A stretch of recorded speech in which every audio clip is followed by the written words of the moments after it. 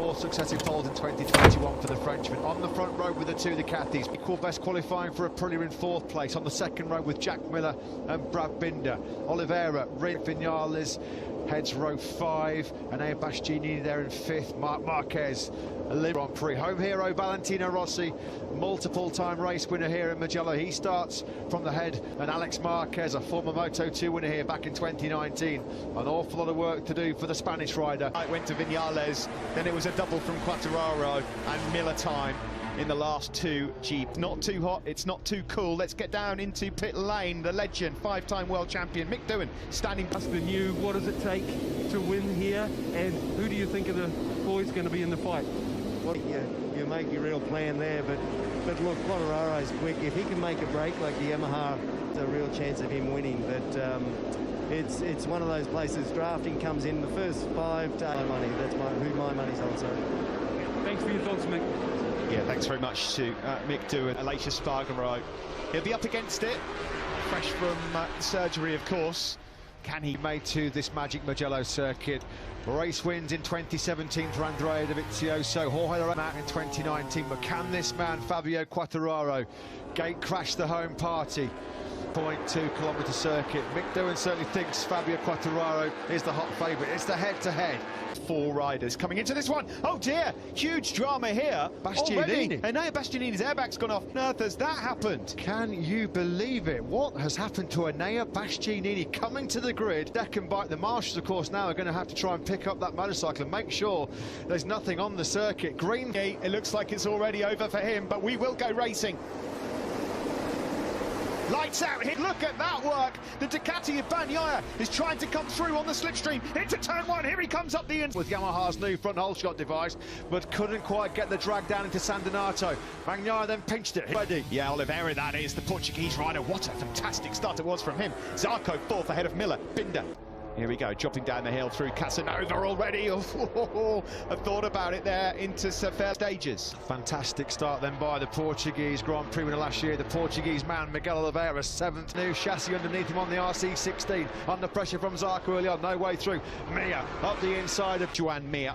Binder just struggling to settle in the early stages. There's Marc Marquez. He made up a place. He's in 10th. They'd have made up a couple of places as well. Remember, he's got to try and make use of that sometime big moment on the rear end there for Zarco. And that would have just fired him out of the seat. Early warning for Zarco. He gathered it all back up. Lap 1 then about to be chalked off here in Ducati. He leads by almost half a second. Zarco, can he get through on Quartararo with some slipstream? No, he can't. Binder's been bullied.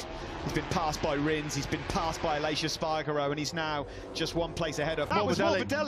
Marc Marquez then crashes out. He's perfectly okay, but he goes down. Frank in Le Mans early on after a tangle with Pol Espargaro. This time around it's Marc Marquez. Marquez on the floor, then SRT, but no point scoring possibility now. You think for Morbidelli. He's down. Bagnaia has gone down. Bagnaia has blown it in Mugello, head in hands. A second-hand destroyed factory. Bagnaia down and out on lap 2. The first mistake we've seen from Pecco Bagnaia or and Zarco.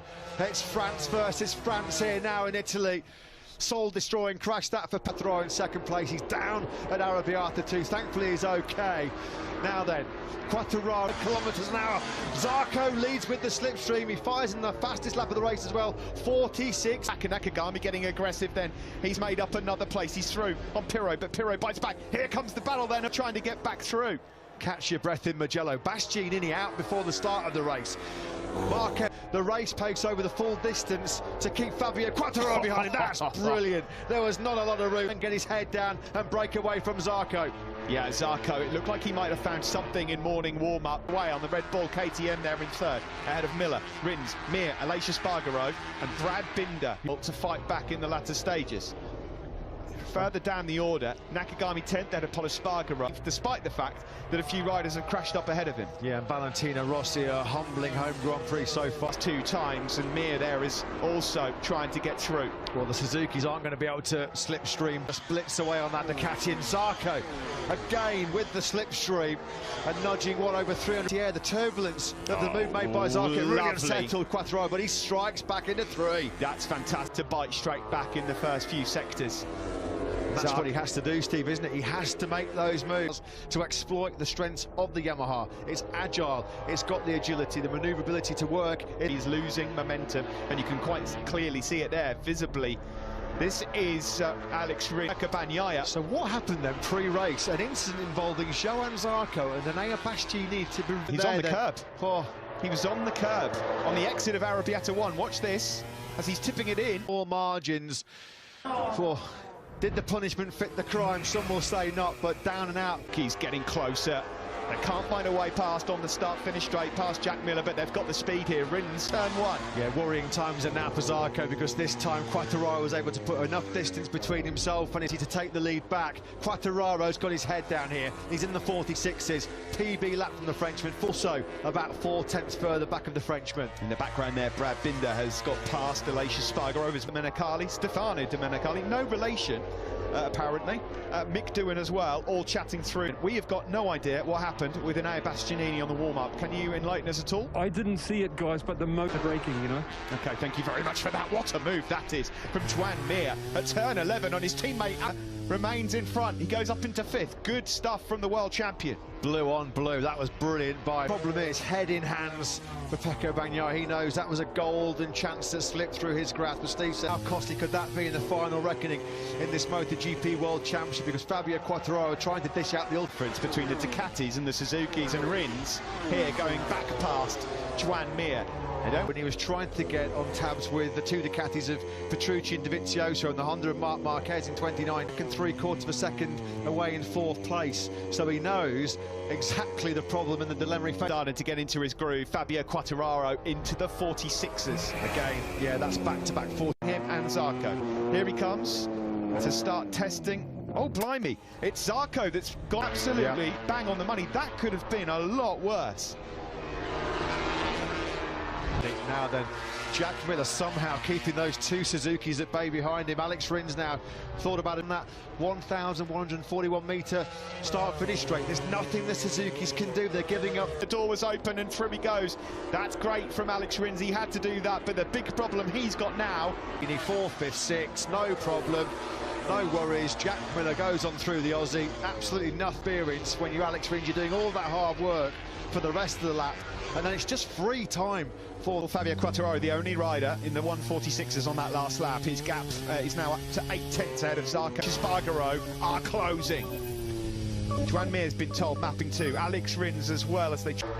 Kelly Pirro doing an outstanding job on the Pramac Ducati. He's in 9th place. He's a couple of seconds for Jack Miller's Ducati. Miller, though, there's no way through as we look forward to Rins and Miller. Heading up towards the hairpin. Correntaio, and look at Binder now. He's right on them, and Binder, but he holds on to his position. He had a moment there as well through Correntaio. They've got to be patient here. Although is he? He's running that tighter line. That's the better turning and the better edge grip of the Suzuki. The Ducati to sweep straight back on by. Nothing Rins can do. Absolutely powerless. Simon, your thoughts on paper? I saw yesterday all the way to the end. The problem with the off the corners to try and stay with Jack, they can't flow and keep that tyre good. They got to, and if they keep having to do that, they're going to use more rear, which is harder for them. So yeah, that's what I'm seeing at the moment. Coming on the start-finish straight, Mir's seen that. That was clever by Alex Rins. Get a move done when you can. It's all about turning where Miller's been struggling and try and put that gap now. Mir's going for it as well. Mir had to do it. Binder is also capitalised. He's gone through on Jack Miller as well. So Miller down to 7th, close up on the Suzukis. Well, it was a hard move by Mir. It had to be. It pushed Miller way wide, and that allowed Binder coming through in 2021. Cashing minds back to the Qatar Grand Prix, where it got fairly ugly late. For Fabio Quartararo at the moment, his fastest lap of the race at 46.8, and in the background there, Miller on the start-finish straight, a bit wide there from Joan Mir, the world champion. Now then, Alex Rins over. Likewise, Alex Rins. Zarco holding station in 2nd place with the exact same time as well, of 40 to those 46s. He had a couple of low 147 flats and then hammer down again from Quartararo. It's clear then of Zarco in 2nd. We're on board here with Maverick Vinales and his race-winning chances, unfortunate. The Repsol Honda of Pol Espargaro, but this is a battle he doesn't want to be in. It's for 11th place. Get through on compactory at Pol Espargaro. Rossi up to 15th. He's just taken that spot from the end, 1.3 seconds slower than Quartararo on that previous lap. Franco Morbidelli, as you'd expect. Marini, who's having a very difficult Italian Grand Prix. Stunning start to the weekend from Marini on Friday. Was hoping for a pretty tough race as well for Marini so far, down in 18th place. Quartararo 6/10 quicker. Bar rightly pointed out, they had the speed, but they had a big Ducati in their way, and now they've got a lot of work to do. Delhi. These guys are battling all the way back in 18th and 19th at the moment. Now he tagged, that was one of the KTMs by the looks of it, wasn't it? So that was what put Mark that he's made contact with. Oh, Franco Morbidelli, how on earth did he avoid that falling? Morbidelli, it dumped him to the back of the pack, but thankfully he was able to stay on board. Premature end then to Marquez's Grand Prix. Suzuki riders, Rins and Mir, are closing. Just in the background you can see Rins, number 4. Oh, I don't think we're going to get a repeat of Fabio Quartararo's physical blow-up in Jerez, where and he looks brilliant right now. He's over 2 seconds clear. As you can hear the wheel spin being generated there out of Buccini corner. And again, another 10th or 2 taken out here as Juan Mir challenges his team. Rins just got a wheelie over the crest, and that's what cost him a bit of driving. We just had to roll out of it slightly there. Mir, though, 2 Suzuki men. Yeah, neither will want to lose this fight. Juan Mir and Alex Rins. Got to be careful on to Zarco and Oliveira, but if they carry on roughing each other up, that's going to disrupt their rhythm, and it will comp so he can reel in Zarco and Oliveira ahead of him. This man, Fabio Quartararo, well on his way to He's lapping well, but he's in 9th. Lapping as good as the guys in 2nd and 3rd. And then it's Pol Espargaro and Valentino Rossi in 15th. You know, it's all ifs, buts, whats and maybes, but case before the mixed conditions, and we had our rare flag-to-flag in Le Mans last time out. This could have been potentially here. The postcard surroundings of the Tuscany Mountains. He's now 2.6 seconds clear. Do have the speed of Quartararo. Found themselves in the wrong positions on the grid. And what will really give shot device, because he got a brilliant start off the line. Pecco Bagnaia had to be really late on the brakes to get the whole shot in. Close quarter combat right at the beginning of this race, because since that point, well, nobody has seen this young man. Between Oliveira and Mir, that's creeping down as well to 1.3 seconds. Mir was much quicker. Juan Mir is much quicker than Quartararo. Binder's even quicker as well. It just shows you, doesn't it? Again, Kes. Steve, is this a sorry farewell to Majestic Mugello for Valentino Rossi? It could well, may well be the dreaded R word, retirement for the 42-year-old, but at the moment, 17 seconds adrift of Fabio Quartararo already. We're halfway through this MotoGP race. Okay, we'll come back to you very shortly, Simon, as the 300 horsepower MotoGP motor leading by 3 seconds. He's just slackened off his pace down to a 47.4. That's last time around. And Mir, we know, traditionally, last 10 laps, he's brilliant. He's super.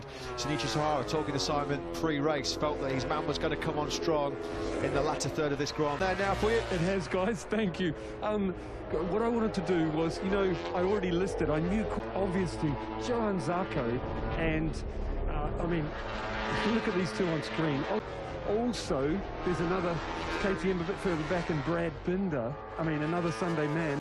Plus, the KTM has the hard front because it needs that. For that, Simon, we'll certainly keep an eye out. No one's got anything to try and fight Quartararo without front, because the Suzuki boys now are right on top of Zarco here and Miguel Oliveira. Best with Salo Campinotti, Pramac Ducati boss, looks on. It's been a good weekend for them, signing a new 3-year contract with the 24 at least. Yeah, Mir's got that gap now down to Oliveira to under a second for the first time. And then coming up for Maverick Vinales, who's in 10th place, trying to keep Michele Pirro behind him. In the smaller classes here, and Mugello adores this circuit. It is good to see him back up there. 2 KTMs at the moment inside the pace has just improved again. Likewise, Aleix Espargaro. The gap between Miguel Oliveira and... There's a bit of Mugello misery coming the way of Pol Espargaro, Steve. He's just nowhere on the Repsol Honda. He's lead to get in the 47s at the moment. 48.1 the last time around for Pol. He's down in 14th spot. Start, finish straight in the approach to San Donato, turn 1. These are the guys fighting for second. P4 yesterday, he looked like he was really struggling outside the top 10. Not really an awful lot of answers by the end. There's trouble coming his way, though, post-race for the pre-race incident with Enea Bastianini. We know the stewards are going to have a look at it. That Zarco can get the Ducati's grunt off the corner, up the hill, going towards turn 2. He was just... At the moment, though, Zarco lapping in the 47 still. He's found second overall, Pecco Bagnaia, who crashed whilst leading here in Mugello. If you're just tuning in, will go down the order through the championship as it stands. Miguel Oliveira is as close to Joan's rider. Yeah, and the two Suzukis are starting to look really menacing, aren't they? Particularly in the form of world champions made yet again. It would be an 8th runner-up position for him in MotoGP, but thrown at him by Oliveira. It's coming in the shape of two Suzukis as well. Oliveira get into the slipstream of Joan Zarco. He's certainly pretty close to him. The moment Ducati just enough to make a move into turn 1. Simon. Yes, guys, when I said Podium have the advantage, I meant over the Ducati. The stronger of the two Suzukis at the moment, which is interesting. Frankie Carcetti and Joan Mir this weekend. Alex Rins was the Suzuki rider that had the superior pace. Joan Mir, when he finally found a way through on Rins and Miller, and since that point, with a clear track ahead of him, he's done consistent laps. Lovely. Oliveira lined that one up beautifully. That was great. He had to do that. The KTM moves up into second, and now Joan Zarco is in real trouble. Well, surely they've been struggling for pace at this stage of the race. At least he's going to be able to rely on that 300 horsepower underneath him this straight. Joan Zarco just looks like he's struggling a bit with rear end grip, doesn't he? But still, Oliveira outbreaks him into turn 1. He holds on to second spot. Yeah, we've seen this weekend with that better right corner. The KTM has been no slouch on the start-finish straight here in Mugello as well. In fact, they've been a match for Ducati down the years. There's nothing wrong with the poke of that KTM. He's making life very difficult. This is going to allow the KTM of Miguel Oliveira to try and break free of the Suzukis, because yeah, Mir will see Oliveira are starting to check out, and there's daylight. It was that classic Mir move, though. He's done that 2 or 3 times already in this race. Into turn 11, up the Oliveira for second. He needs Alex Rins now to do something similar. Again, we've got the start-finish straight coming up shortly. Yeah, that's the thing, isn't it, Steve? Mir's got to get the Italia with the brute horsepower of the Ducati. Now the onus on Alex Rins to try and find a way through quick. Joan Zarco was miles behind. He's not close enough. Mir did get the perfect exit then. And so now, Fabio Quartararo, El Diablo, look at that. Totally different league. Operate brake. He looks so good in Jerez, good in the dry in Le Mans, brilliant in Portimao, super. And can you believe it? We came into this Grand Prix thinking that, oh, that's Rins, beautiful. Zarco struggling in this Grand Prix. There was a lot of people thinking this could be the first ever Ducati podium lockout in Grand Prix history. Right now, you see the damage from where Bastianini went into him. That's not affect. Bastianini is okay. But wow, that's got to be looked at. Now of Miguel Oliveira. We saw Pit Byra celebrating earlier on, but he might not be several podium yet this year. They've got 5 laps coming up to try and fight past Mick Doohan. It's not been a particularly happy hunting ground here. Zarco in hot for him in terms of the battle with Alex Rins. He's going to be dropping back into the clutches of Binder and Miller if he's not careful as well. He's paying for starting 15th place on the grid. It's getting worse for Pol Espargaro as well. He's just been picked out down in 15th place. Not what Pol Espargaro was hoping. He's looking for a big boost going home to Barcelona. Look at the Barcelona, Catalonia as Pol Espargaro, but this has been a very difficult Italian Grand Prix. Not close enough here. Of course, this is all paying into the hands of Quartararo in terms of the championship. There you see Zarco and Bagnaia would be locked on points heading into Catalonia next week. There's still a few twists. Yeah, exactly. That a little bit better. Just even one more row and it'd be a different... Oh, Rins has made another... Way too much. Rins has crashed out of a podium chance again. Wins it yet again. Can you believe it? A 4th consecutive no point scoring for him in his Grand Prix career.